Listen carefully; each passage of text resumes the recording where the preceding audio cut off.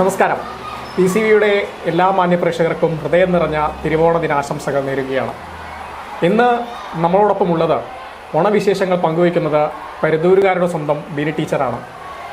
സംസ്ഥാന ചലച്ചിത്ര അവാർഡിലെ മികച്ച നടിക്കുള്ള പുരസ്കാരം പട്ടാമ്പിയിലേക്കും കൊണ്ടുവന്ന ടീച്ചറുടെ വിശേഷങ്ങളിലൂടെയാണ് ഇന്നത്തെ PCVയുടെ ഓണപരിപാടി കടന്നു പോകുന്നത്. സ്വാഗതം എല്ലാ പ്രിയപ്പെട്ട പ്രേക്ഷകർക്കും PCV പ്രത്യേക തിരുവോണ ദിന പരിപാടിയിലേക്ക്. നമസ്കാരം ടീച്ചറെ. നമസ്കാരം. ഒരു വലിയ ഒരു നേട്ടത്തിൻ്റെ അതിൻ്റെ കൊടുമുടിയിലാണ്, അതിനൊപ്പം തന്നെ ഇരട്ടി മധുരമായിട്ട് വരുന്ന ഒരു ഓണം കൂടിയാണ്. എന്തൊക്കെയാണ് ടീച്ചർ ഓണത്തിൻ്റെ വിശേഷങ്ങൾ? അങ്ങനെ ഓണത്തിൻ്റെ വിശേഷങ്ങളിലേക്ക് കടക്കാറായിട്ടില്ല. കാരണം അവാർഡ് കിട്ടിയതിന് ശേഷം ഒരുപാട് തിരക്കുകളാണ്. സ്വീകരണങ്ങൾ, അതുപോലെ ഉദ്ഘാടനം, വിശിഷ്ടാതിഥി, മുഖ്യാതിഥി, ഇങ്ങനെ പല പല വേഷങ്ങളിൽ ഇങ്ങനെ പോയിക്കൊണ്ടിരിക്കുകയാണ്. എന്തായാലും നല്ല ഒരു ഓണം തന്നെയാണ്. കാരണം നല്ലൊരു സന്തോഷമുള്ള ഒരു വാർത്തയുമായിട്ടാണല്ലോ വന്നിരിക്കുന്നത്. ഒപ്പം ചെറിയൊരു സങ്കടമുണ്ട്. ഞാനിപ്പോൾ അത് ഇവിടെ ഷെയർ ചെയ്യുന്നില്ല. എൻ്റെ പ്രിയപ്പെട്ട എൻ്റെ ഒരു അനിയൻ പട്ടാമ്പി ഒരു ആക്സിഡൻറ്റിൽ മരിക്കുകയുണ്ടായി.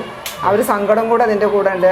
ഒരു ഭാഗത്ത് നല്ല സന്തോഷം, ആ മറുഭാഗത്ത് ഒരു ദുഃഖമുണ്ട്. പക്ഷെ നമ്മളതിങ്ങനെ ഓണത്തിന്റെ ഒരു ഇരട്ടി മധുരത്തോടൊപ്പം തന്നെ ഒരു ദുഃഖത്തിന്റെ ഒരു കഥ കൂടിയാണ്. എന്തൊക്കെയാണ് ടീച്ചറെ ഓണത്തിന്റെ ഈ ഒരു അവാർഡ് നേട്ടത്തിന്റെ ഒരു ഇരട്ടി മധുരം കൂടിയാണ് ഇപ്പോൾ വരുന്ന ഒരു ഓണം. അപ്പൊ ഇനി എന്തൊക്കെയാണ് ടീച്ചർ ആഘോഷം കാര്യങ്ങളൊക്കെ? വീട്ടിലാണോ ഈ ഒരു? വീട്ടിൽ തന്നെയാണ്. വീട്ടിൽ എല്ലാവരും ഒത്തുകൂടും. ഞങ്ങളുടെ എല്ലാ ഓണത്തിനും ഞങ്ങൾ അങ്ങനെയാണ്. ഹസ്ബൻഡിൻ്റെ വീട്ടുകാരും നമ്മുടെ അമ്മയുടെ വീട്ടുകാരും എല്ലാവരും കൂടെ ഒന്നിച്ച് ചേർന്ന് ഞങ്ങൾ പാട്ടും കളികളും അങ്ങനെയൊക്കെ ആയിട്ട്, ഒരു മോൻ തബല വായിക്കും, ഒരാൾ ഫ്ലൂട്ട് വായിക്കും, മോള് ഡാൻസും പാട്ടൊക്കെ ഉണ്ട്. അപ്പോൾ ഞങ്ങളിങ്ങനെ കുറച്ച് നേരം സദ്യയൊക്കെ കൊണ്ടതിന് ശേഷം അങ്ങനെ ഇരുന്ന് പാട്ട് പാടി അങ്ങനെ ഒരു തറവാട് പറയുന്ന എൻ്റെ ഹസ്ബൻഡിൻ്റെ അമ്മ ഞങ്ങളുടെ വീട്ടിലാണ്. അപ്പോൾ അമ്മ വയ്യാതെ കിടക്കുകയാണ്. അപ്പോൾ എല്ലാവരും അങ്ങോട്ട് വരും. അവിടെയാണ് എല്ലാവരും ആഘോഷം. പണ്ട് കാലത്ത് എങ്ങനെയായിരുന്നു ടീച്ചർ ആഘോഷം? കുട്ടിക്കാലത്ത് എൻ്റെ അച്ഛൻ്റെ വീട് പരുതൂര്, അവിടെയായിരുന്നു. അപ്പോൾ 12ഓളം കുട്ടികൾ നമ്മുടെ അച്ഛൻ്റെ തറവാട്ടിലുണ്ടായിരുന്നു. പിന്നെ അയൽവക്കത്തെ കുട്ടികളും ഞങ്ങളെല്ലാവരും കൂടിയിട്ട് ഈ പൂക്കൂടയൊക്കെ, അന്ന് പൂക്കൂട ഉണ്ടാക്കി തരും. നിങ്ങൾക്കൊക്കെ അറിയുമെന്ന് അറിയില്ല. അപ്പം ഞങ്ങൾക്ക് ഓണക്കാലമായിട്ടുണ്ടെങ്കിൽ നമ്മുടെ അടുത്തുള്ള ആളുകൾ കൂടെ ഉണ്ടാക്കുന്ന ആളുകളുണ്ട്, അവരുണ്ടാക്കി കൊണ്ടുവരും. അപ്പോൾ എല്ലാ കുട്ടികൾക്കും ഓരോ കൂടെ തരും. എന്നിട്ട് രാവിലെ അങ്ങോട്ട് ഇറങ്ങും. പൂ പറിക്കാൻ ഇറങ്ങുന്ന കാടും പൊന്തയിലും മലയിലും ഒക്കെ പോയി, പാടത്തും ഒക്കെ പോയിട്ട് പൂക്കൾ പറിക്കും. എന്നിട്ട് ഈ പൂവ് ഇങ്ങനെ നിറഞ്ഞു കഴിഞ്ഞാൽ അതിങ്ങനെ ഒരു വീശലുണ്ട്. ഇങ്ങനെ വീശാകുമ്പോൾ അത് ഉള്ളിലേക്ക് പോകും. അപ്പോൾ കുറേ സ്ഥലം പിന്നെ ഉണ്ടാവും. അങ്ങനെ ആരുടെ കൂടെയാണ് നിറഞ്ഞാൽ അതൊരു മത്സരമായിരുന്നു പൂവറക്കൽ. അതെ, തീർച്ചയായിട്ടും. വൈകുന്നേരമായ അങ്ങോട്ട് ഇറങ്ങന്നെയാണ്. ഇപ്പത്തെ ആ ഒരു ഓർമ്മകളൊക്കെ ഓർക്കുമ്പോൾ എന്താണ് ടീച്ചർ? അയ്യോ, ഭയങ്കര രസമുള്ള ഓർമ്മകളാണ്. കാരണം ഇപ്പൊ ഒന്നും ആരും പുറത്തേക്ക് അങ്ങനെ അത്രയും ദൂരത്തേക്കൊന്നും കുട്ടികളെ വിടില്ലല്ലോ. കുട്ടികളും മാറി തുടങ്ങി. തീർച്ചയായിട്ടും. പക്ഷെ അവര് ഇഷ്ടപ്പെടുന്നുണ്ട്. പക്ഷെ നമ്മുടെ ഇന്നത്തെ ഒരു സാഹചര്യം, കുട്ടികളെ പുറത്തേക്ക് വിട്ടാൽ ഇപ്പം നായ്ക്കള്, അതുപോലെ വേറെ പല പേടികളുമാണ് ആളുകൾക്ക്. അന്നത്തെ ഞങ്ങളുടെ ഒരു സുരക്ഷിതമായൊരു സാമൂഹ്യ ഒരു അവസ്ഥയല്ല ഇപ്പം ഉള്ളത്. അപ്പം നമുക്കൊന്നും പറയാൻ പറ്റില്ല. കാരണം കുട്ടികൾക്ക് ഇഷ്ടമുണ്ട് അങ്ങനെ പോയി ഇപ്പോൾ പൂ പറിക്കാനൊക്കെ ഇഷ്ടമുണ്ട്. പക്ഷെ ഇന്നത്തെ സാഹചര്യത്തിൽ രക്ഷിതാക്കൾക്കും പേടിയാണ് അങ്ങനെ വിടാനായിട്ട്. എങ്ങനെയായിരുന്നു സദ്യയുടെ ഓർമ്മകളൊക്കെ എങ്ങനെയാണ്? കുടിച്ച പായസത്തിന് മാത്രം എപ്പോഴും ഉണ്ടോ? അതിനേക്കാൾ അച്ഛൻ്റെ അമ്മ ഉണ്ടാക്കുന്ന പഴനുറുക്ക് ഒരു പ്രത്യേക സ്വാദായിരുന്നു. ഈ ഓണത്തിന് മാത്രം ഉണ്ടാക്കുന്ന ഒരു വിഭവം. അതെ അതെ, അന്നൊക്കെ പിന്നെ അതേ ഉള്ളൂ. ഇപ്പൊക്കെ നമ്മള് വള്ളുവനാട്ടിലൊരു ഫേമസ് ആയ ഒരു വിഭവം തോന്നുന്നു. അത് വലിയൊരു ചെമ്പില് അച്ഛമ്മ അത് പുഴുങ്ങും. പക്ഷെ ആ പഴനുറുക്കും പപ്പടും കൂടി കൂട്ടി കുഴച്ച് അത് കുറച്ച് ദിവസം ഓണക്കാലത്ത് മുഴുവൻ അതായിരിക്കും രാവിലത്തെ ഭക്ഷണം എന്ന് പറയുന്നത്. അതൊരു വല്ലാത്ത സ്വാദ്. ആ സ്വാദ് ഇന്നേ വരെ പിന്നെ എനിക്ക് കിട്ടിയിട്ടില്ല. നമ്മൾ എത്ര ശ്രമിച്ചാലും ആ അച്ഛമ്മയുടെ പഴനുറുക്കിന്റെ സ്വാദ് ഇതുവരെ എനിക്ക് കിട്ടിയിട്ടില്ല. സദ്യയിലേക്ക് വരുമ്പോൾ എങ്ങനെയായിരുന്നു? എല്ലാ വിഭവങ്ങളും ഉണ്ടാക്കും. എല്ലാവരും ചേർന്നിട്ട്, അച്ഛൻ്റെ പെങ്ങന്മാരും അമ്മയും എല്ലാവരും കൂടി ചേർന്ന് സദ്യ ഉണ്ടാക്കും. എന്നിട്ട് കുട്ടികൾ ഞങ്ങളെല്ലാവരും നിലത്ത് ഇല വെച്ചിട്ടാണ് അത് വിളമ്പ്. ഇപ്രാവശ്യം തന്നെയാണ്.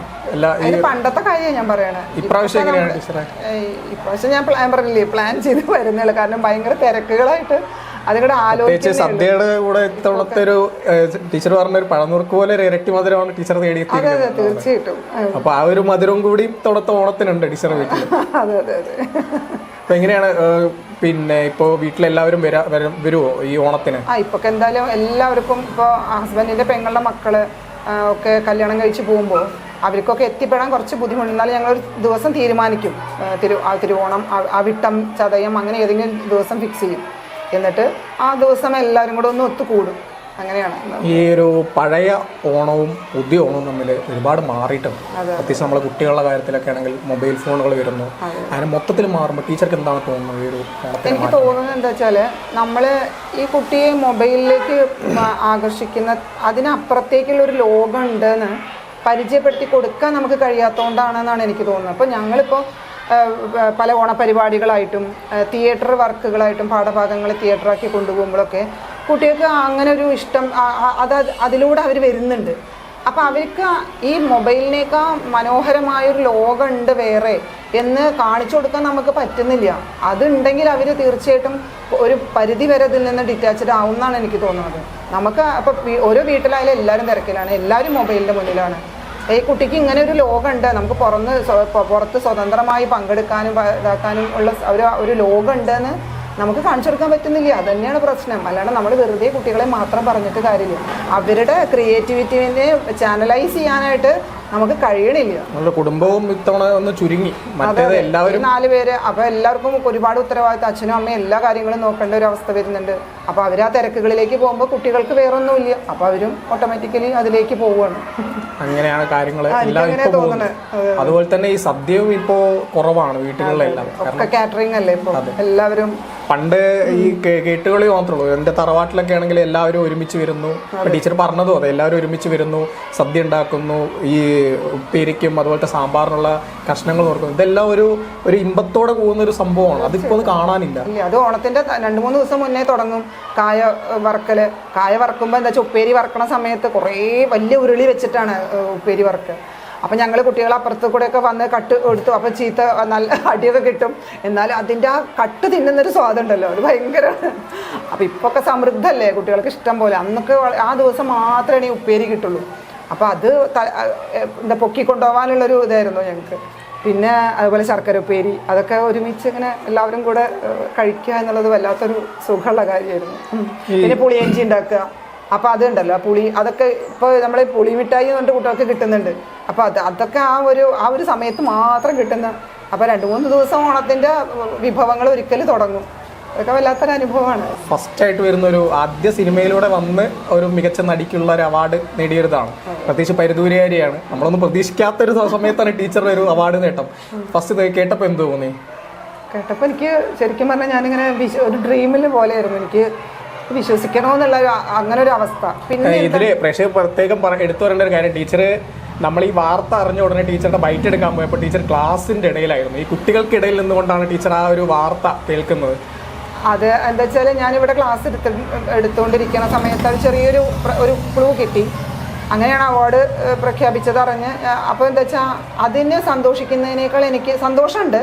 എല്ലാവരും ആഘോഷിക്കുമായിരുന്നു, ക്ലാസ്സിൽ കുട്ടികളും ടീച്ചേഴ്സും എല്ലാം ആഘോഷിക്കുമായിരുന്നു. പക്ഷെ എനിക്കപ്പോൾ എൻ്റെ ഹൈസ്കൂളിൽ നാടകം കളിക്കാനുണ്ടായിരുന്നു. അവിടെ അപ്പോൾ 2 മണിക്ക് അവിടെ എത്തണം എന്നുള്ളൊരു ടെൻഷനായിരുന്നു എനിക്ക്. അത് കഴിഞ്ഞിട്ടാണ് ഞാൻ ശരിക്കും ഭയങ്കര സന്തോഷിച്ചത്. അപ്പൊ ഇടയിലും നാടകം ഇതുവരെ കൈവിട്ടിട്ടില്ല. അതല്ല എൻ്റെ ജീവൻ. എത്ര വർഷമായി നാടകത്തിൽ ഞാൻ ചെറിയ കുട്ടിയാകുമ്പോൾ തന്നെ ചെയ്യാറുണ്ട്. പിന്നെ സീരിയസ് ആയിട്ട് അമേച്ചർ രംഗത്ത് വന്നത് 10-30 വർഷമായി. ഏകദേശം എത്ര നാടകങ്ങൾ അഭിനയിച്ചിട്ടുണ്ട്? അയ്യോ, അതെനിക്ക് ഏകദേശം ഒരു കണക്ക്. 20-ൽ കൂടുതൽ നാടകങ്ങൾ ചെയ്തിട്ടുണ്ട്. അതിലേതെങ്കിലും രീതിയിലുള്ള സംസ്ഥാന അവാർഡോ കാര്യങ്ങൾ എന്തെങ്കിലും? ഞങ്ങൾക്ക് സംഗീത നാടക അക്കാദമിയുടെ അവാർഡുകൾ കിട്ടിയിട്ടുണ്ടായിരുന്നു. കലങ്കാരിയുടെ കഥ, അതുപോലെ ഉർവര സംഗീതം, പിന്നെ തളപ്പ്, അങ്ങനെയുള്ള വിവിധ ഇതിൽ ചെയ്തിട്ടുണ്ട്. ഇപ്പം തൃശ്ശൂർ നാടക സൗഹൃദം, അതുപോലെ അമ്പിളി കലാസമിതി, വട്ടംകുളം, പൊന്നാനി നാടകവേദി, നാട്യശാസ്ത്ര കാറമണ്ണ, ചെമ്പ്ര വായനശാല. ഏകദേശം കേരളത്തിന്റെ ഇങ്ങേത്തറ്റം മുതൽ അങ്ങേത്തറ്റം വരെ എല്ലാം കവർ ചെയ്തിട്ടുണ്ട് ടീച്ചർ. കുറേ ഞങ്ങൾ നാടകങ്ങൾ കേരളത്തിനകത്തും പുറത്തൊക്കെ കളിച്ചിട്ടുണ്ട്. കൽക്കത്ത, ഹൈദരാബാദ്, അങ്ങനെയുള്ള ഒരുപാട് സ്ഥലത്ത് കളിച്ചിട്ടുണ്ട്. ബോംബെ. ഒരു നാടകത്തിൽ നിന്നും സിനിമയിലേക്ക് വരുമ്പോൾ ഒരു മാറ്റം ശരിക്കും പറഞ്ഞാൽ തടവ് ഞാൻ കണ്ടു. സിനിമ ഞാൻ കണ്ടിരുന്നു. ഈ സിനിമയിൽ വരുന്ന ഒരു മാറ്റവും അതുപോലെ തന്നെ നാടകത്തിൽ വരുന്ന വേറൊരു ബിനി ടീച്ചറും റിയൽ ലൈഫിൽ വേറൊരു ബിനി ടീച്ചറുമാണ്. എന്താണ് ഈ ഒരു മാറ്റത്തിന്റെ ഒരു പ്രത്യേകത? എന്താണ് സിനിമയും നാടകവും തമ്മിലല്ലേ? സിനിമയും നാടകവും ശരിക്കുള്ള ജീവിതവും 3 ഇതില് ഞാൻ ക്ലിയർ ആയിട്ട് ആ സിനിമ കണ്ട് വിലയിരുത്തിയ ഒരു പ്രേക്ഷകൻ എന്ന നിലയിലാണ് ചോദിക്കുന്നത്. എനിക്ക് എന്താ വെച്ചാൽ ഞാൻ എന്ത് ചെയ്യുമ്പോഴും അതിനെ ഒരു വേറിട്ട് നിന്ന് കാണാറില്ല. അപ്പം ഞാൻ എന്ത് ചെയ്യുന്നു, ഇപ്പോൾ കുട്ടികൾക്കിടയിൽ ചെയ്തു കൊടുക്കുമ്പോൾ ഞാൻ അതിൽ ഫുള്ളി ഇൻവോൾവ് ആവും. ഏത് രീതിയിൽ അതിനെ ഏറ്റവും ഭംഗിയാക്കാൻ കഴിയുക അങ്ങനെ ശ്രദ്ധിക്കാറുണ്ട്. നാടകമായാലും അതെ, ഏത് ക്യാരക്ടർ കിട്ടിയാലും അതിനെ ഭംഗിയാക്കുക, ആ ക്യാരക്ടറിനോട് നീതി പുലർത്തുക എന്നുള്ളൊരു സംഭവം ഞാൻ ചെയ്യാറുണ്ട്. അതുപോലെ തന്നെ സിനിമയിലും. പക്ഷെ രണ്ടും രണ്ടാണ്, രണ്ട് തരത്തിലെ അപ്രോച്ചുകളാണ് വേണ്ടത്. സമീപനം നാടകത്തിനോടും സിനിമയോടും രണ്ട് തരം അപ്രോച്ചാണ് വേണ്ടത്. അത് കുറച്ച് വർക്കുകളിൽ എനിക്കത് മനസ്സിലായി, മുന്നേ ഉള്ള കുറച്ച് വർക്കുകളിൽ. ഒരു കഥാപാത്രത്തിന്റെ സ്ക്രിപ്റ്റ് വായിക്കുമ്പോൾ നമ്മൾ എടുക്കുന്ന ഒരു എഫേർട്ടും സ്വാതന്ത്ര്യവും അതാണ് ശരിക്കും ആ കഥാപാത്രത്തെ ആ കഥാപാത്രമായി മാറ്റുന്നത് അല്ലേ? ശരിക്കും ബീന ടീച്ചറുടെ കാര്യത്തിൽ ഞാൻ സ്റ്റഡി ചെയ്തൊരു കാര്യമാണത്. ഒരു സ്വാതന്ത്ര്യം, ഒരു കഥാപാത്രത്തിനൊരു സ്വാതന്ത്ര്യം കിട്ടുമ്പോൾ ബീന ടീച്ചർ വളരെ മികച്ചതായിട്ട് ചെയ്തു. സ്വാതന്ത്ര്യം എന്നുള്ളൊരു വാക്ക് ഞാൻ ഇവിടെ അടിവരയിട്ട് പറയാം. അത് സ്വാതന്ത്ര്യം തന്നതുകൊണ്ടാണ് എനിക്ക് എൻ്റെതായ രീതിയിൽ ചെയ്യാൻ കഴിഞ്ഞത്. മറ്റത് നമ്മളെ കൃത്യമായ ഒരു ഫ്രെയിമിൻ്റെ ഉള്ളിൽ ഇങ്ങനെ ഒരു തടവിലാക്കിയാൽ നമുക്കത്ര നമ്മൾ ചെയ്യണ സമയത്ത് നമുക്കത് ബോധ്യപ്പെടാത്തൊരു ഷോട്ടൊക്കെയാണെന്ന് വിചാരിക്കുക. അപ്പം ഫാസിലിനോട് ഞങ്ങൾ പറയും, ഫാസിൽ എനിക്ക് അവിടെ അത് അങ്ങോട്ട് ബോധ്യപ്പെടണില്ല, അത് അങ്ങനെ ചെയ്താൽ ഇങ്ങനെ. അപ്പോൾ ആള് പറയും ആ ശരി തന്നെയാണ്, നമുക്ക് ടീച്ചറെ മാറി ചിന്തിച്ചോളൂ എന്ന് പറയും. അപ്പൊ ആ ഒരു സ്വാതന്ത്ര്യം എഴുതിയ സ്ക്രിപ്റ്റിനടക്കം ടീച്ചറെ വിലയിരുത്തിയിട്ടാണ് ടീച്ചറെ ചില ഭാഗങ്ങളിൽ നമുക്ക് വിശ്വസനീയമായി തോന്നാത്ത ചില ഭാഗങ്ങൾ ഉണ്ടായിരുന്നു. അത് നമ്മൾ പറയുമ്പോൾ ഫാസിലിന് അത് ബോധ്യപ്പെട്ടു എന്നുള്ളതാണ് അതിന്റെ വിജയം. ഒരു പൂർണ്ണമായ സ്വാതന്ത്ര്യം ഫാസിൽ നല്ല സ്വാതന്ത്ര്യം. ചോദിക്കാൻ പറ്റുമോ എങ്ങനെയാണ് തടവിലേക്ക് എത്തുന്നത്? അത് പിന്നെ ഫാസിലിന്റെ 2 ഷോർട്ട് ഫിലിമുകൾ ചെയ്തിട്ടുണ്ട്, അതിരപ്പിറ. അപ്പോൾ ഒരു ദിവസം ഞാൻ ക്ലാസ് കൊടുത്തുകൊണ്ടിരിക്കുന്ന സമയത്ത് സുബ്രഹ്മണ്യൻ ഉണ്ടല്ലോ, പരുതൂര് സുബ്രഹ്മണ്യൻ, ഞങ്ങളുടെ തടവില് ഞങ്ങളുടെ സുഹൃത്തുക്കളായിട്ട് അഭിനയിച്ചാണ്. അപ്പോൾ സുബ്രഹ്മണ്യൻ നമ്മുടെ പരുതൂരിൻ്റെ ഒരു കലാകാരനാണ്, വാദ്യ കലാകാരനാണ്, അഭിനയം പാട്ടെല്ലാം ഉണ്ട്. അങ്ങനെ ഒരു ദിവസം ടീച്ചറേനെ വിളിക്കണ്ടാരോ എന്ന് പറഞ്ഞിട്ട് കുട്ടിയോട് വന്ന് പറഞ്ഞു. അപ്പോൾ ഞാൻ വന്ന് നോക്കുമ്പോൾ സുബ്രൻ്റെ കൂടെ ഒരു കുട്ടി, വലിയൊരാൾ. അപ്പോൾ പറഞ്ഞു, അപ്പോൾ എന്നെ ഇങ്ങനെ അയാൾ ഇങ്ങനെ നോക്കിയിട്ട് പറഞ്ഞു കറക്റ്റാണ് പറഞ്ഞു. അതെന്താണാവോ എന്ന് വിചാരിച്ചു.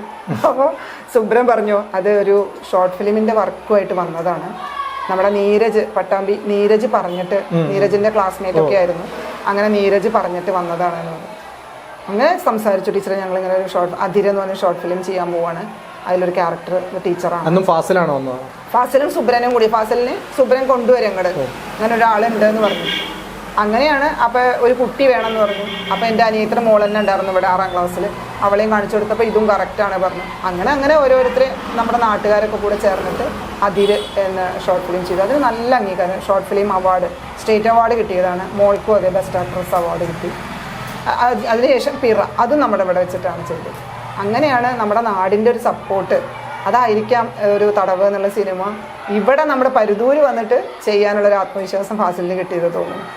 ഷൂട്ടിംഗ് ലൊക്കേഷനൊക്കെ പട്ടാമ്പിയും പരുതൂരും. പരുതൂരാണ് അധികം ഇവിടുത്തെ വീടുകൾ, പെട്രോൾ പമ്പ്, ഹോസ്പിറ്റല്, അങ്ങനെയുള്ള ഒരുപാട് സ്ഥാപനങ്ങൾ ഇവിടെയാണ്. പിന്നെ തൃത്താല, എൻ്റെ കൂട്ടുകാരി ഉണ്ട് അനിത ടീച്ചർ. അനിത ടീച്ചറുടെ ഫാമിലി എന്നെ ഒരുപാട് സപ്പോർട്ട് ചെയ്യാറുണ്ട്. എൻ്റെ ഉയർച്ചയിൽ അവർ എത്രയും ആഹ്ലാദിക്കണമെന്ന് പറയും. എൻ്റെ വീട് പോലെ അത്രയും ആഹ്ലാദിക്കുന്നുണ്ട്. അവരുടെ ഒരു ബാങ്ക് നമുക്ക് ഇതിന് വേണ്ടി തന്നിരുന്നു. അവർ നല്ല റിസ്ക് എടുത്തിട്ടാണ് അവർ തന്നത്. അതിൻ്റെ ഷൂട്ടൊക്കെ ഞങ്ങൾ ഒരുപാട് സ്ട്രെസ് അനുഭവിച്ചു. കാരണം ഇത് തീരണ്ടേ, വളരെ ഇടുങ്ങിയ സ്ഥലം, അതിൻ്റെ ഉള്ളിൽ ക്യാമറ വെച്ച് ഇത്രയും പോർഷൻ കവർ ചെയ്യണം, ഒരുപാട് പോർഷൻ ഉണ്ടായിരുന്നു അവിടെ. അപ്പോൾ ശരിക്കും അവരുടെയൊക്കെ ഒരു സപ്പോർട്ട് കൊണ്ടാണ്. ഈ അതിരിൽ നിന്ന് തുടങ്ങിയ ഒരു ഫാസിലുമായിട്ടുള്ള ബന്ധമാണ് ഇപ്പോൾ തടവിലും എത്തി നിന്ന് മികച്ച നടിക്കുള്ള അവാർഡ് കൂടി നേടിയത് അല്ലേ? ശരിക്കും ഞാൻ പറഞ്ഞ ആ സിനിമ കണ്ടു കഴിഞ്ഞാൽ ശരിക്കും അതൊരു സമൂഹത്തിന് നേരെ തിരിച്ചു വെച്ചൊരു കണ്ണാടിയല്ലേ തടവെന്ന് പറയുന്ന സിനിമ. അതിന് ടീച്ചർ എങ്ങനെയാണ് വിലയിരുത്തുന്നത്? അതെ, സമൂഹത്തിൽ അത്തരം സമ്മർദ്ദങ്ങൾ അനുഭവിക്കുന്ന ഒരുപാട് സ്ത്രീകളുണ്ട്. ഇപ്പം 2 വിവാഹം ചെയ്തിട്ടുണ്ട്, 2 വിവാഹങ്ങൾ കഴിഞ്ഞു, അഡ്ജസ്റ്റ് ചെയ്ത് പോകാൻ പറ്റാത്ത പല പ്രശ്നങ്ങളും ഈ സ്ത്രീക്കുണ്ട്. ഒരുപാട് ജോലി സംബന്ധമായ കാര്യങ്ങളുണ്ട്. പിന്നെ അസുഖമായിട്ട് വരുമ്പോൾ അവർക്കതിനെ താങ്ങാൻ പറ്റാത്ത, ഫിനാൻഷ്യലി താങ്ങാൻ പറ്റാത്തൊരവസരം. അങ്ങനെ അപ്പോൾ അതുപോലെ ഒരുപാട് മാനസിക സംഘർഷങ്ങൾ അനുഭവിക്കുന്ന, എനിക്ക് തോന്നുന്നു ഈ അംഗനവാടി ടീച്ചർമാർ ഭൂരിഭാഗം അത്തരം ഒരു അവസ്ഥയിൽ തന്നെയാണെന്ന് തോന്നുന്നു. അപ്പോൾ അത് ശരിക്കും പറഞ്ഞാൽ അങ്ങനെ ഒരു സമൂഹത്തിൻ്റെ ഒരു പ്രതിച്ഛായ, സ്ത്രീയുടെ ഒരു പ്രതിച്ഛായയായിട്ട് തന്നെയാണ് തടവിൽ ആ സ്ത്രീ കഥാപാത്രം. അത് പക്ഷെ അവർ ഒന്നിനും കീഴ്പ്പെടുന്നില്ല എന്നുള്ളതാണ്. അവരുടേതായ ഒരു നിലപാടുണ്ട് ആ സ്ത്രീക്ക്. ശരിക്കും ഒന്നിനും വകവെക്കാതെ സമൂഹം തടവിലാക്കിയാൽ പോലും അവർ സ്വയം തടവിലാക്കി അവരുടെ സ്വാതന്ത്ര്യം പ്രഖ്യാപിക്കുന്ന പോലെയൊക്കെയാണ് ഞാൻ അതിനെ വായിക്കുന്നത്. 2 വിവാഹ ജീവിതങ്ങൾ, 2 ജീവിതവും ഡൈവേഴ്സ് ആവുന്നു. അതിനെ നേരിടുന്ന കുറെ പ്രശ്നങ്ങൾ. ആ സിനിമയിൽ ഒരു ഡയലോഗ് ഉണ്ട്, അതായത് ഗീത എന്ന് പറയുന്ന ആളെ പേര് പറഞ്ഞാൽ പൈസ കിട്ടില്ല എന്ന് തന്നെ പറഞ്ഞു. ഈ സമൂഹത്തിന്റെ ഒരു കുറ്റപ്പെടുത്തലും ഈ സ്ത്രീ എന്നൊരാളെ ഒറ്റപ്പെടുത്തുന്ന ഒരു സംഭവമല്ലേ ഈ ഒരു ഒറ്റ സിനിമയിലൂടെ കാണിക്കുന്നത്. കാരണം ഈ ഒരു ഡൈവേഴ്സിന്റെ ഒരു വിഷയം പറഞ്ഞപ്പോൾ എല്ലാവരും സ്ത്രീയുടെ മേലെയാണ് ഇത്തരത്തിലുള്ള പഴി ചാരുന്നത് അടക്കമുള്ള കാര്യങ്ങൾ വരുന്നത്. അവരെ ടീച്ചർ എങ്ങനെ വിലയിരുത്തുന്നത്?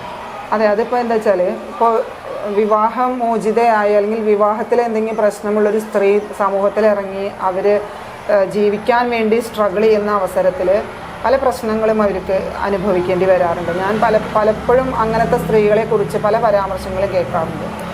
പക്ഷെ ഞാനതിനെ ഒരിക്കലും വിശ്വസിക്കാറില്ല.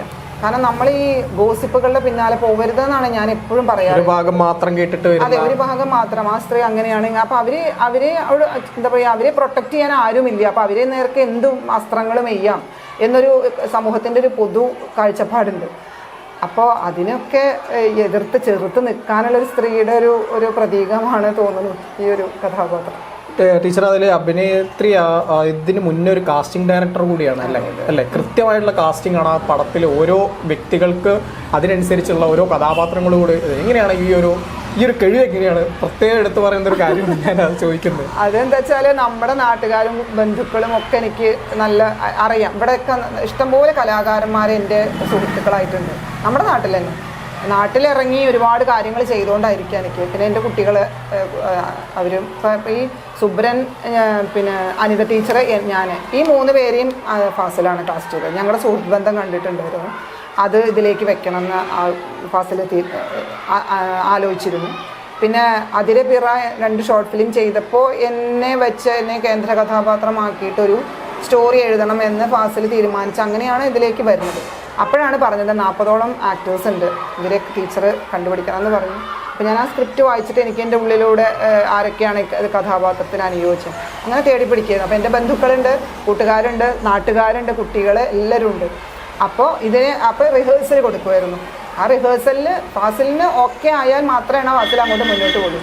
പക്ഷെ ആരും നമുക്ക് മാറ്റി നിർത്തേണ്ടി വന്നില്ല എന്നുള്ളതാണ് വിജയം. ടീച്ചറൊപ്പം ഒരു ശരിക്കും പറഞ്ഞ പരിദൂരാനൊരു സിനിമ എന്ന് പറയുമ്പോൾ പറയാം. അതെ, തീർച്ചയായും സിനിമയാണത്. കാരണം ടീച്ചറൊപ്പം ഉള്ള ഇവിടുത്തെ പ്രദേശവാസികളും അടക്കമുള്ളവരും പരിദൂരാനൊരു സിനിമയാണ്. ഒരു മൊയ്തു എന്നുള്ള ക്യാരക്ടർ ഉണ്ടല്ലോ, ആ മൊയ്തു പ്രധാന കഥാപാത്രമാണല്ലോ. ആ മൊയ്തു എന്നുള്ള ക്യാരക്ടർ മാത്രമാണ് എൻ്റെ കൂടെ നാടകത്തിലൊക്കെ ചെയ്യാറുള്ള ബാപ്പുക്ക, ആറങ്ങോട്ടുകരക്കാരനാണ്. അത് മാത്രമാണ് ശരിക്കും പറഞ്ഞാൽ പുറത്തുള്ളൂ. പിന്നെ എൻ്റെ ഹസ്ബൻഡായിട്ട് എന്നെ രണ്ടാമത്തെ ഹസ്ബൻഡായിട്ട് അഭിനയിക്കുന്നത് എൻ്റെ അനിയത്തിയുടെ ഭർത്താവിൻ്റെ ഏട്ടനാണ്. അവരും ചാലിശ്ശേരി പുറത്തുനിന്നാണ്. ബാക്കി എല്ലാവരും ഉള്ളിലുള്ളവരാണ്. അത് പരിദൂരാർക്ക് കിട്ടുന്ന ഏറ്റവും വലിയൊരു ഓണസമ്മാനമാണ് ടീച്ചറെ. തീർച്ചയായിട്ടും അതുകൊണ്ടായിരിക്കും അവരിത്രയും ആഹ്ലാദിക്കണം. അവരെല്ലാവരും തുള്ളിച്ചാടുകയാണ്. ഞാനിപ്പോ ഈ ഷൂട്ട് നടത്താൻ വേണ്ടി വരുന്ന വഴിക്കെല്ലാം ടീച്ചർ ഫ്ലെക്സ് ആണ്, പരിദൂരാരോ സ്വന്തം ടീച്ചറുടെ പേര്. അതാണ് ശരിക്കും പരിദൂരാർക്ക് ഓണത്തിന് ലഭിക്കാവുന്ന ഏറ്റവും വലിയൊരു ഗിഫ്റ്റാണ് ടീച്ചർ സംസ്ഥാന മികച്ച നടിക്കുള്ള പുരസ്കാരത്തിലൂടെ പരിദൂരാർക്ക് സമ്മാനിച്ചുള്ളത്. ഇനി വേറെ നമുക്ക് അവാർഡ് നേട്ടത്തിൻ്റെ കാര്യം പറഞ്ഞാൽ ശരിക്കും ടീച്ചർക്ക് ഒരു ഭാഗ്യം അതെപ്പോഴും ഉണ്ടെന്ന് ഞാൻ പറയും. കാരണം മലയാളത്തിലെ മികച്ച നടിയായ എക്കാലത്തെയും മികച്ച നടിയായ ഉർവശി ചേച്ചിയോടൊപ്പമാണ് ഈ പറയുന്ന മികച്ച നടിക്കുള്ള ഒരു പുരസ്കാരം പങ്കിടുന്നത്. അത് എത്ര കൊണ്ട് സന്തോഷമുണ്ട്? നല്ല സന്തോഷമുണ്ട്. അപ്പോഴാ സന്തോഷം. ഞാൻ പല ഇൻ്റർവ്യൂകളിലും പറഞ്ഞു. കാരണം മുഖ്യധാരയിലൊന്നും ഞാനില്ല. കുറേ ആളുകൾ കുറേ സിനിമകൾ ചെയ്തിട്ട് വളരെ നല്ല രീതിയിൽ ആളുകളുടെ മനസ്സിലൊരു സ്ഥാനം പിടിച്ചിട്ടുണ്ട്. പിന്നെ ഞാനിപ്പോൾ കുറച്ച് കാലങ്ങളായിട്ട് നമ്മൾ ഈ അവാർഡിൻ്റെ മുന്നേ ഇങ്ങനെ സോഷ്യൽ മീഡിയ ഒക്കെ നോക്കുമ്പോൾ ഉർവശി, പാർവതി അങ്ങനെയുള്ള കുറച്ച് ആളുകൾ തമ്മിലാണ് മത്സരം വരുന്നത്. കടുത്ത മത്സരമാണ്. ഉള്ളൊഴുക്കിലെ അവർ രണ്ടുപേരും നല്ല. ഇതിൽ പ്രത്യേകം പ്രേക്ഷകരെ ഓർമ്മിപ്പിക്കേണ്ട ഒരു കാര്യം എന്ന് പറഞ്ഞാൽ ഉള്ളൊഴുക്ക് എന്ന് പറയുന്ന ഒരു മനോഹരമായൊരു ചിത്രം.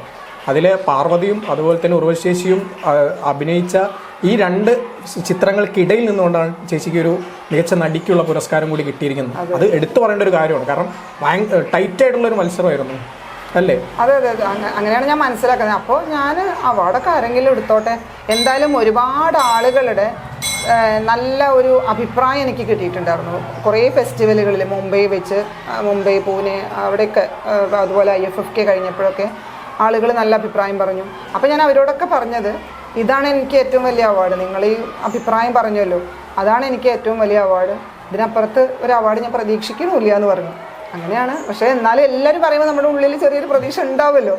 വല്ലാതെ പ്രതീക്ഷിച്ചിട്ടില്ല. വിളിച്ചിരുന്നോ? ഇല്ല, ഞാൻ വിളിക്കുന്നൊക്കെ വിചാരിച്ചു, കാരണം ഒപ്പം പങ്കിട്ടതല്ലേ. അപ്പം എന്തെങ്കിലും തിരക്കൊക്കെ ഉണ്ടാവും അവര്. അതുമല്ല നമ്മളെ മുഖ്യധാരയിൽ ഇല്ലല്ലോ. സുധി നമ്മുടെ മമ്മൂക്ക ഫാസിൽ റസാക്കിന് മെസ്സേജ് അയച്ചിട്ടുണ്ടായിരുന്നു, അഭിനന്ദനങ്ങൾ അറിയിക്കണം ടീച്ചർക്ക്. പിന്നെ മധുബാല് വിളിച്ചിട്ടുണ്ടായിരുന്നു. പിന്നെ സുധി നമ്മുടെ കാതലിലെ ക്യാരക്ടറിൽ അവർ വിളിച്ചിട്ട് പറഞ്ഞു, ഞങ്ങൾ കാതലിൻ്റെ അവാർഡ് കിട്ടിയപ്പോൾ മമ്മൂക്കയുടെ വീട്ടിൽ ഒരുമിച്ച് കൂടിയിരുന്നു. അപ്പോൾ ടീച്ചറെ കുറിച്ച് ധാരാളം പറഞ്ഞു മമ്മൂക്ക. നല്ല എവിടെയായിരുന്നു ഇതുവരെ പിന്നെ അപ്പോൾ പറഞ്ഞു തിയേറ്റർ ആർട്ടിസ്റ്റാണെന്ന് സുധി പറഞ്ഞു. സുധിയും തിയേറ്റർ ആർട്ടിസ്റ്റാണ്. അപ്പോൾ ആ ഒരു ഇഷ്ടമുണ്ടല്ലോ, തിയേറ്റർ ആർട്ടിസ്റ്റുകൾക്ക് തമ്മിലുള്ളൊരു ഇഷ്ടം. അവർ തിയേറ്റർ ആർട്ടിസ്റ്റാന്ന് പറഞ്ഞു അത്രേ. അപ്പോൾ ഒട്ടും തിയേറ്റർ വന്നിട്ടില്ലല്ലോ എന്നൊക്കെ മമ്മൂക്ക പറഞ്ഞു എന്ന് പറയുമ്പോൾ വലിയ നമ്മളെ ആ രീതിയിൽ വിലയിരുത്തി എന്നൊക്കെ അറിയുമ്പോൾ ഭയങ്കര സന്തോഷം. പിന്നെ ഉർവശി ചേച്ചിയുടെ കൂടെ എന്നെ പരിഗണിച്ചതിൽ ഒരുപാട് സന്തോഷം. എന്നെ ഒറ്റയ്ക്കായിരുന്നെങ്കിൽ പുതിയ സിനിമകൾ വല്ലതും ഉണ്ടെങ്കിൽ പ്രേക്ഷകർ അത് ചിന്തിക്കുന്നുണ്ടോ? പുതിയ സിനിമകൾ എന്തൊക്കെയാണെന്നുള്ളത് ഇപ്പോൾ പ്രേക്ഷകരോട് പറയും.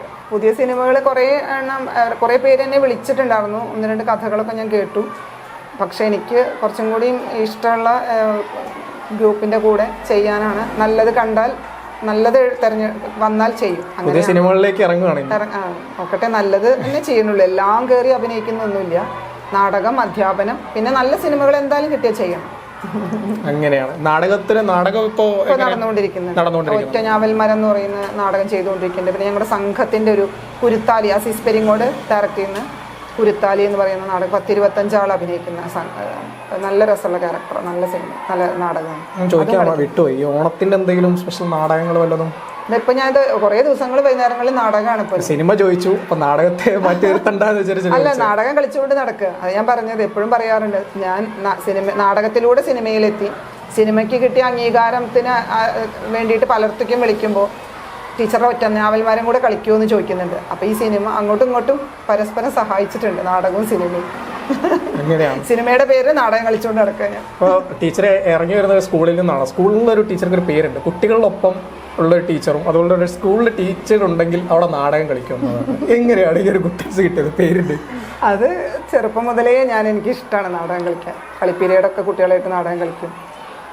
അതേപോലെ ബാഗിൽ കുറേ തുണികൾ അതും ഇതൊക്കെ ഉണ്ടാവും. പിറ്റേ സമയം നമ്മൾ സ്കൂളിലേക്ക് വരുമ്പോൾ കുട്ടികൾ ഓടുകയാണ്. ഈ ടീച്ചർ നാടകമുണ്ട്, നാടകത്തിന് ട്രെയിനിങ് ഉണ്ടെന്ന് പറഞ്ഞാൽ കുട്ടികൾ പോവാണ്. നല്ല ഇഷ്ടമാണ് അവർക്ക് അത് പെർഫോം ചെയ്യുക. അവരും പെർഫോം ചെയ്യുകയാണല്ലോ. അപ്പോൾ അവർക്ക് ആ പെർഫോമൻസ് കഴിഞ്ഞാൽ എനിക്കും ഇങ്ങനത്തെ ഒരു കഴിവുണ്ട് എന്നവർ തിരിച്ചറിയണം. അപ്പോൾ ഒരു 4 ആളുടെ മുന്നിൽ നിൽക്കാനുള്ളൊരു ധൈര്യം ഈ തിയേറ്റർ അവർക്ക് കൊടുക്കുന്നുണ്ട്. അപ്പോൾ അത് തന്നെയാണ് എനിക്ക് കിട്ടിയ ഊർജ്ജം അവർക്കും കൊടുത്തോണ്ടിരിക്കുന്നത്. പരിശീലനം നടന്നുകൊണ്ടിരിക്കുകയാണ്. അതിങ്ങനെ സ്ഥിരം ഒരു ഡിവിഷനിലത്തെ കംപ്ലീറ്റ് കുട്ടികൾ സ്റ്റേജ് ചെയ്ത് കഴിഞ്ഞാൽ അടുത്ത ഡിവിഷനിലേക്ക് ഞങ്ങൾ പോകും. ഞാനും അനിത ടീച്ചറും ഉണ്ട്. അപ്പോൾ ഇംഗ്ലീഷിലൊക്കെ പറഞ്ഞാൽ അനിത ടീച്ചർ നല്ല നല്ല ഫ്ലുവൻ്റ് ആണ്, നല്ല കമ്മ്യൂണിക്കേഷൻ സ്കില്ലുള്ള ടീച്ചറാണ്. നല്ല രീതിയിൽ ഇംഗ്ലീഷ് കൈകാര്യം ചെയ്യുന്ന ടീച്ചറാണ് അനിത ടീച്ചർ. അപ്പോൾ അനിത ടീച്ചർ സ്ക്രിപ്റ്റൊക്കെ തയ്യാറാക്കും.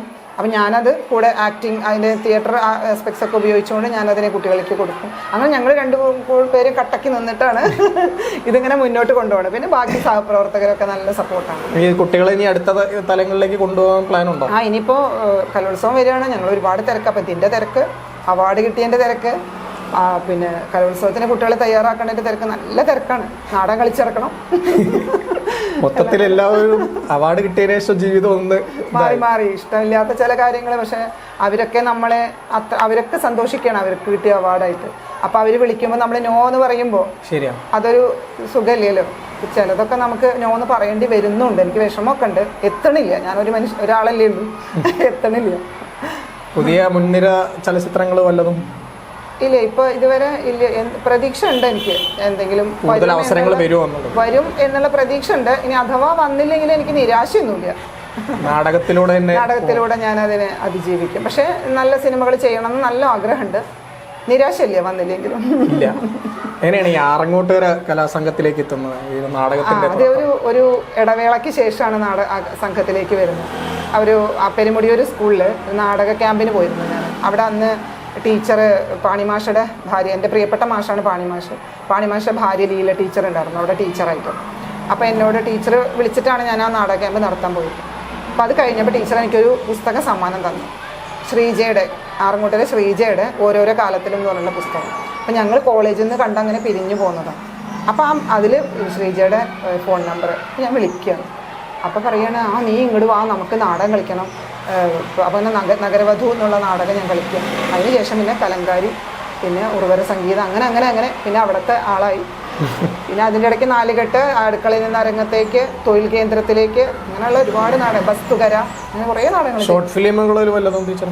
ഷോർട്ട് ഫിലിം ആദ്യം മണികണ്ഠൻ പട്ടാമ്പിയാണ്, ബിജു വർമ്മയൊക്കെ കൂടിയിട്ടാണ് ഈ സ്ക്രീനിൻ്റെ മുന്നിലേക്ക് എന്നെ കൊണ്ടുവന്നത്, തിരശ്ശീലയിലേക്ക്. പിന്നെ NG ശശിയേട്ടൻ, സുദേവൻ പെരിങ്ങോട്, ഇവിടെയൊക്കെ വർക്കിൽ ചെയ്തിട്ടുണ്ട്. 2 സിനിമകൾ ചെയ്യുന്നത് ചെറിയ കഥാപാത്രങ്ങളായിരുന്നു. അതിനും IFFK അവാർഡ് കിട്ടിയിട്ടുണ്ടായിരുന്നു. കേന്ദ്ര കഥാപാത്രമായിട്ട് ചെയ്തത് ഫസലിൻ്റെ തടവ് എന്നുള്ള സിനിമ. ഈ നമ്മൾ വീണ്ടും തടവിലേക്ക് വന്നാൽ, തടവിലെ ഒരു പ്രേക്ഷകൻ പ്രതികരിച്ചൊരു ചോദ്യമുണ്ട്. അതായത് ഒരു സ്ത്രീയുടെ ഒരു അടിമത്തം കറക്റ്റായിട്ട് ആ സിനിമയിൽ വരച്ച് കാട്ടിയിട്ടുണ്ടെന്ന്. അതുപോലെ തന്നെ ഞാൻ നേരത്തെ ചോദിച്ച പോലെ സമൂഹത്തിലേക്ക് നേരെ തിരിച്ചൊരു കണ്ണാടി, അത് രണ്ടാമത്. അതുപോലെ തന്നെ ഏറ്റവും കൂടുതൽ പ്രേക്ഷകർ IFFK കണ്ട ഒരു ചിത്രം കൂടിയാണ് തടവെന്ന് പറയുന്നത്, അല്ലേ?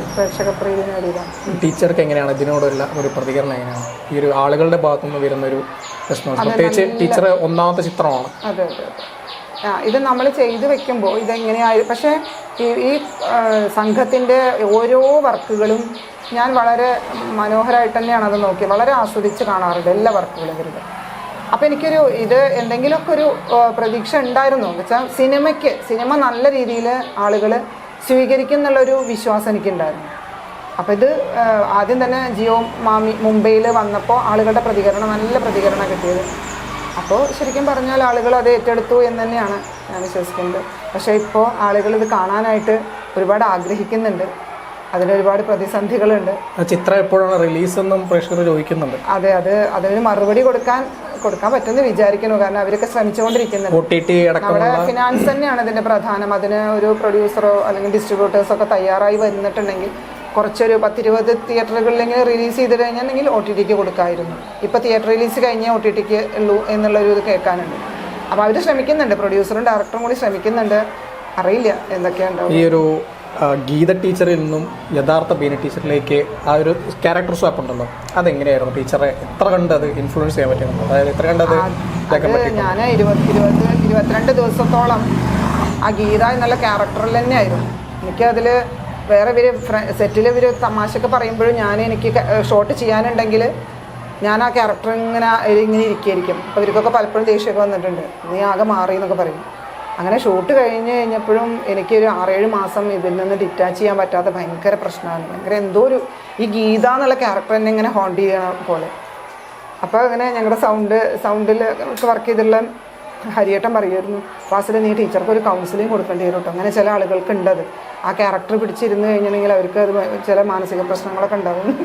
പിന്നെ ഞാൻ ടൂർ പോവുക, അങ്ങനെയുള്ള കുറച്ച് കാര്യങ്ങളൊക്കെ ചെയ്തു. പിന്നെ മെല്ലെ അങ്ങനെ അതിൽ നിന്ന് ഡിറ്റാച്ചഡായി. അത് വല്ലാതെ സ്വാധീനിച്ചത്. ഈ ഒരു സിനിമയിൽ 2 കുട്ടികളുടെ ഒരു കഥാപാത്രങ്ങളുണ്ട്. ഒന്ന് അമ്മേനെ ആ കടൽ തീരത്തേക്ക് വിളിക്കുന്നൊരു കുട്ടി, 2 അമ്മയുടെ അച്ഛൻ്റെ മർദ്ദനം കണ്ടിരിക്കുന്ന ഒരു കുട്ടി. ഈ 2 ഇതിലും ശരിക്കുള്ള യഥാർത്ഥമുള്ള ഗീത ടീച്ചറുടെ ഒരു അവസ്ഥ അത് പ്രേക്ഷകർക്ക് ഭയങ്കരമായിട്ട് തോന്നിയിട്ടുണ്ട്. അതുമായി ബന്ധപ്പെട്ട ടീച്ചർക്ക് എന്തെങ്കിലും പ്രതികരണം എന്തെങ്കിലും വന്നിട്ടുണ്ടോ? അതിൽ എന്താ വെച്ചാൽ അത് ഒരു കുട്ടിയോട് ആ കുട്ടിയുടെ അച്ഛനിൽ നിന്ന് പിരിയാനിടയായ ഒരു സാഹചര്യം വെച്ചുകൊണ്ടാണ് ആ കുട്ടിയോട് പെരുമാറുന്നത്. പിന്നെ പലപ്പോഴും ആ കുട്ടിയോട് കാണികൾക്ക് കാണുന്നുണ്ടാവും ആ കുട്ടിയോട് എന്തോ റൂഡായി പെരുമാറുന്ന പോലെ, പക്ഷെ ചെറിയ കുട്ടിയോട് കൂടുതൽ അറ്റാച്ച്മെൻ്റ് ഉള്ള പോലെ. അത് ശരിക്കും പറഞ്ഞാൽ അത് അവരുടെ എക്സ്പ്രഷനാണ് അങ്ങനെ വന്നു പോകുന്നത്. ഉള്ളിൽ അവർക്ക് 2 പേരോടും ഒരേ ഇഷ്ടം തന്നെയാണ്. സാഹചര്യങ്ങളാണ് അവരെ അങ്ങനെ ആക്കുന്നത് തോന്നുന്നു. ശരിക്കും ഗീത അടിയറവ് പറഞ്ഞിട്ടില്ല സിനിമയിൽ. ഇല്ല, സിനിമയിൽ ഒരിക്കലും അടിയറവ് പറഞ്ഞിട്ടില്ല. ഇപ്പോഴും പോരാടുകയാണ്. അത് ഞാൻ എന്താന്ന് പറയുന്നില്ല, ഇപ്പോഴും അടിയറവ് പറഞ്ഞിട്ടില്ല. സ്ത്രീ എന്ന സാധനം ഒരാളുടെ അടിയറവല്ല എന്നുള്ളതാണ് ലാസ്റ്റത്തെ സീനിൽ പറയുന്നത്. തീർച്ചയായിട്ടും അത് ടീച്ചർക്ക് എങ്ങനെ പറയാം? ഞാൻ പറയുന്നത് സ്ത്രീക്ക് സ്വയം നിർണയാവകാശം വേണം, നിലപാടുകൾ വേണം. എവിടെയായാലും ഇപ്പോൾ നടന്നുകൊണ്ടിരിക്കുന്ന പല പ്രശ്നങ്ങളിൽ എല്ലായിടത്തും സ്ത്രീക്ക് കൃത്യമായൊരു നിലപാട് വേണം എന്ന് തന്നെയാണ് ഞാൻ പറയുന്നത്. ഈ ഒരു വിഷയത്തിൽ ഇപ്പോൾ നിലവിൽ നടക്കുന്ന ഒരു സംഭവവുമായി ബന്ധപ്പെട്ട് തടവറ ഒരു ബെസ്റ്റ് എക്സാമ്പിൾ ആണ്, അല്ലേ? അതെ. ഈ ഒരു വിഷയത്തിൽ പറയാതെ നിലപാടുകളിൽ ഉറച്ചു നിൽക്കുക. ആ നിലപാടെടുത്താൽ നമ്മുടെ ആഗ്രഹങ്ങൾക്കനുസരിച്ച് മുന്നോട്ട് പോകാൻ സാധിച്ചോളണമെന്നില്ല. പ്രതിസന്ധികളുണ്ടാവും ചില നിലപാടുകൾ എടുക്കുമ്പോൾ. പക്ഷേ നമ്മൾ എന്തും ബലി കൊടുത്ത് എന്തും ചെയ്ത് അങ്ങനെ നിലപാടുകൾ മാറ്റണോ എന്ന് ആലോചിക്കേണ്ടി വരും. നമ്മുടെ ചില ആഗ്രഹങ്ങളൊക്കെ ഉണ്ടാവും, പക്ഷെ ആ ചില സാഹചര്യങ്ങൾ വരുമ്പോൾ നമ്മൾ നിലപാട് മാറ്റി അതിലേക്ക് പോകണോ എന്നും കൂടെയൊക്കെ ചിന്തിക്കണം. അതൊക്കെ ഓരോരുത്തരുടെ വ്യക്തിപരമായ കാര്യങ്ങളാണ്. ചില ആളുകൾ ആ നിലപാടിൽ ഉറച്ചു നിന്ന് അതുമായി മുന്നോട്ട് പോകും. ചില നിലപാടുകളെ വിട്ടുവീഴ്ച ചെയ്തുകൊണ്ട് നമ്മൾക്ക് ഇതിനേക്ക് അപ്പുറത്തേക്കുള്ള ആഗ്രഹങ്ങളിലേക്ക് അങ്ങനെ പോവുകയാണെന്നുണ്ടെങ്കിൽ അത് അങ്ങനെ പോകും. അങ്ങനെയാണ് ടീച്ചറെ കാഴ്ചപ്പാട്. ഇനി നമുക്ക് നേരെ ഓണത്തിന്റെ വിശേഷങ്ങൾ വരാം. എങ്ങനെയാണ് ഇത്തവണയും കുട്ടികളോടൊപ്പം തന്നെയാണോ ഓണം? ഞാൻ പറഞ്ഞില്ലേ, കുടുംബാംഗങ്ങൾ ഇപ്പൊ ഞങ്ങൾ സ്കൂളില് തീർച്ചയായിട്ടും സ്കൂളിൽ ഓണാഘോഷം ഉണ്ടാവും, ഞങ്ങൾ ഓണക്കളികൾ ഉണ്ടാവും. കഴിഞ്ഞ വർഷം തുമ്പി തുള്ളുമൊക്കെ ചെയ്തു. ഞങ്ങൾ ടീച്ചേഴ്സൊക്കെ കൂടിയിട്ട് ഒരു കളിയൊക്കെ ഉണ്ടായിരുന്നു, എല്ലാവരും കൂടി നല്ല രസമായിരുന്നു. മാഷന്മാർ പുലി കളിക്കാനൊക്കെ കൂടി, ഞാനും വേറെ മാഷന്മാരൊക്കെ കൂടി പുലി കളിച്ചു, തുമ്പി തുള്ളി. കുട്ടികൾക്കൊക്കെ ഭയങ്കര രസമായിരുന്നു, കാരണം അവർക്ക് അറിയില്ല തുമ്പി തുള്ളൽ എന്താണെന്ന്. ഞങ്ങളുടെ കുട്ടിക്കാലത്തൊക്കെ ഇത് കണ്ട് ഞങ്ങൾ വളർന്നതാണ്. അപ്പോൾ അത് നല്ല രസമായിരുന്നു, തുമ്പി തുള്ളുക, പുലി കളിക്കുക. കുട്ടികളുടെ ഭാഗത്തുനിന്ന് ഒരു റെസ്പോൺസ് എങ്ങനെയായിരുന്നു? അത് നല്ല ഇഷ്ടമായിരുന്നു. അയ്യോ, ടീച്ചർമാർ കളിക്കുക പറയുമ്പോൾ കുട്ടികൾക്ക് ഭയങ്കര രസമാണ്. ഇപ്പൊക്കെ അല്ലെങ്കിൽ എല്ലാ സ്കൂളുകളിലും ടീച്ചർമാരും കുട്ടികളുടെ പോലെ കളിക്കുന്നുണ്ട്. ശരിക്കും പറഞ്ഞാൽ അത് വേണം തന്നെയാണ് പറയണത്. കാരണം ഈ ടീച്ചർമാരെല്ലാവരും ഈ പ്രാരാബ്ദം കൊണ്ട് ഇങ്ങനെ വരിക, നല്ല വർക്കാണ് ഇപ്പോൾ ടീച്ചേഴ്സിന്. വീട്ടിൽ പോയാലും നമുക്കൊരു സ്വസ്ഥതയൊന്നുമില്ല, നാളത്തേക്ക് വേണ്ടിയിട്ട് തയ്യാറാവുക, അങ്ങനെയാണ്. അപ്പോൾ ഇതിൻ്റെയൊക്കെ ഇടയ്ക്ക്, വീട്ടിലത്തെ കുറേ പ്രശ്നങ്ങളുടെ ഇടയ്ക്ക് നമ്മൾ സ്കൂളിൽ വന്ന് ഒരുമിച്ചൊരു കലാരൂപം ഉണ്ടാക്കി അത് സ്റ്റേജിൽ പെർഫോം ചെയ്യുമ്പോൾ കിട്ടുന്നൊരു സന്തോഷമുണ്ട്. ഞങ്ങൾ ഉച്ചയ്ക്ക് ഊണ് കഴിഞ്ഞിട്ടൊക്കെ കുറച്ച് നേരം കൊണ്ടൊക്കെ വന്ന് തട്ടിക്കൂട്ടുക. അപ്പോൾ ആ റിഹേഴ്സൽ പ്രോസസ്സൊക്കെ ഭയങ്കര രസമാണ്. എല്ലാവരും ഇങ്ങനെ മത്തിമറന്ന് ചിരിക്കുകയാണ്. അപ്പോൾ അതിനൊക്കെ ഒരു വേദി ഇങ്ങനെ ഈ ഓണം ഓരോ വാർഷികാഘോഷങ്ങൾ, ഓരോ ആഘോഷങ്ങൾ വരുമ്പോഴും ഞങ്ങൾ ഒന്നിച്ചുള്ള ഈ കലാപ്രകടനങ്ങൾ എല്ലാവർക്കും നല്ല ഊർജ്ജം തരുന്നുണ്ട്, സന്തോഷം തരുന്നുണ്ട്. എന്തായാലും ബീന ടീച്ചറുടെ ഓണവിശേഷങ്ങളും അതുപോലെ തന്നെ തടവിലെ ഓണവിശേഷങ്ങളുമാണ് നമ്മൾ ഇത്ര നേരം കേട്ടത്.